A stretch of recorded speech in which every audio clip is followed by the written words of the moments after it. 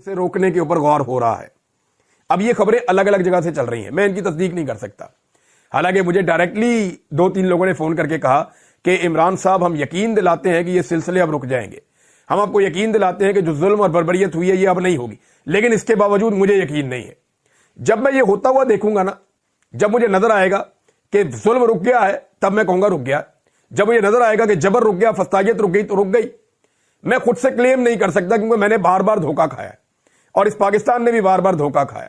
بار بار یہ دعوے کیے گئے کہ پالیسی بدل گئی اور پالیسی نہیں بدلی. اور مجھے تو ایک رات پہلے کوئی اور کہانی سنائی, اگلے دن میں گرفتار ہو گیا.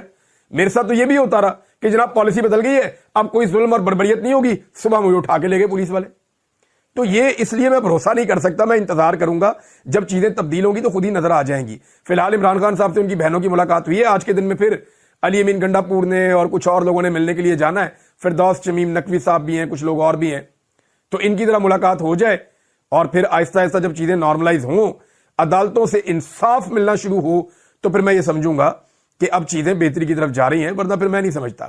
اچھا, جیسے ہی یہ خبر آ رہی ہے یا رپورٹ ہو رہی ہے, مسلم لیگ نون کی بے چینی اور پریشانی بڑھتی جا رہی ہے. اب اس صورتحال میں وہ 2 چیزیں بہت تیزی سے کر رہے ہیں. نمبر 1, انہوں نے بوٹ پالش کی رفتار میں اضافہ کر دیا, دڑا دڑ تیز بوٹ پالش, تاکہ جو ہے وہ فوج کی گود ان کو زیادہ دیر تک میسر رہے. نمبر 2, پاکستان اور تحریک انصاف اور فوج کے درمیان لڑائی بھڑکانے کی کوششیں کر رہے ہیں.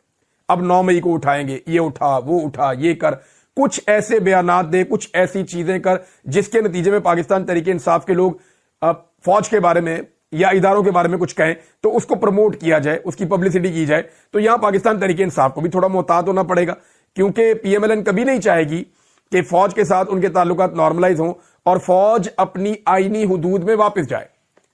دیکھیں, اگر فوج اپنی آئینی حدود میں واپس جائے گی تو پی ایم ایل این کی منجی ٹھک جائے گی. وجہ یہ ہے کہ ان کو اب وہ فوج سوٹ ہی نہیں کرتی جو آئینی حدود میں ہو. فوج اگر آئینی حدود میں گئی تو ان کو الیکشن کون جتوائے گا؟